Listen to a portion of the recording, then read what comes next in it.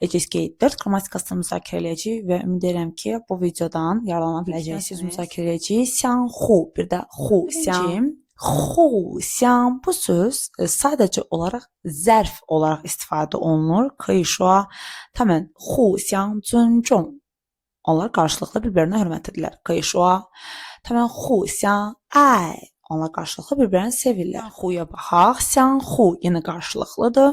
Amma bu sözü biz sifət kimi də istifadə edə bilirik. Yəni qarşılıqlı sevgi, qarşılıqlı münasibət və s. və ilaxır. Gəlin biz baxaq. Hu xiang guanxi.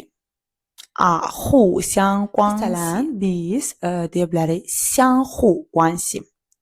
相互关系可以说相互作用. Qarşılıqlı göstərilən funksiyalar. Bugün biz Eceskey 4 qrammatikasını müzakirə